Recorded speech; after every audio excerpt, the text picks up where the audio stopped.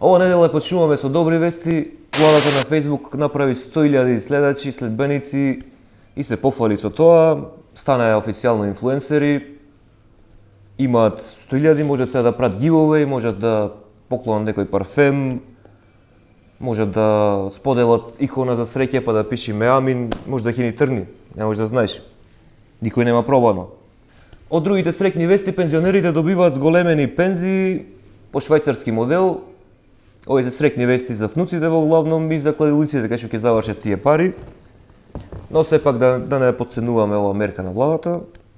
Исто така и другите антикризни мерки, како што се намалување на данокот на додадена вредност на 0% за основните прехранбени производи. Некои уште сметаат дека има простор за паника, некои викаат дека нема баш простор за паника, но да видиме. Тарот ќе каже све, тој знае дали има простор за паника или нема простор за паника. Ќе да видиме. Ова не беше точно. Ова е точно. Има простор за паника. Има простор за паника. Во владата сметаат дека нема, пошто го имаат ова мени во ресторанот нивен. Ево да видиме.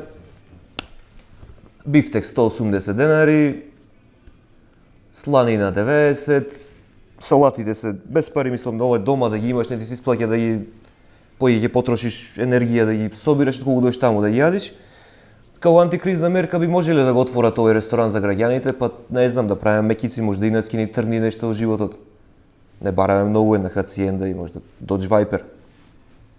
Битно од влада се најадени, за нив да не се секираме, а одиме сега со работи што треба да се секираме.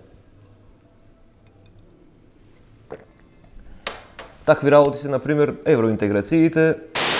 Ни дојде добар гостин со лоша порака, донесе таму бомбонјера, 200 грама кафе, банани, коза болен, пошто не сме нешто во добра состојба, и ни донесе прв пат во историјата на добивање датум, и не добивме датум, туку добивме волја. Значи Европска унија има волја, има желба, има пасија, има страст, горат за нас да не примат, ма не ги остават нивните. Тоа е забранета љубов и ќе видиме како дали ќе не изеде и нас Европска унија или на крај ќе се земеме. Има препреки, например, ево ова Бугарија не дава. Што би се рекло, селото ја дава, попот не ја дава или како беше таму. Не би се рекло така, но тоа е во основа. Една од многуте работи што СДСМ ги вети дека нема да се случат и нормално се случија после тоа, се и двојазичните униформи. Па од сега полицијата ќе е двојазична, ќе може да не се ефикасни на два јазици. Ова малце го изнервира лидерот на ВМРО, кој му порача на премиерот Таче да се тетовира начело двојазично. Што воопшто не е добра порака веќе, човек. Не можеш така да се тетовира начело, треба да оди во Европска унија, не представува мене, тебе, Македонија, незгодно, што ќе речат луѓето, види овој тетовира начело, кој ќе не свати озбилно. Немој да ги подриваш така евроинтеграцијските, се нервирам, процеси. Нека се тетовира овде или на рака нешто, некако, не знам, трайбал, змеј, нешто, лав, начело, со капа ко Рафи Салити да шета. Кај се видело тоа? Граѓаните се уште во паника, сметаат дека има простор за паника, по маркети нема масло, нема леп, нема што нема уствари, ама има, например, ако сакаш дојдеш да купиш рафт, има рафт празен. Можеш да купиш гајба, можеш да купиш оние картоните за банани, ако ти требат. Ево тоа има, треба да гледате позитивно.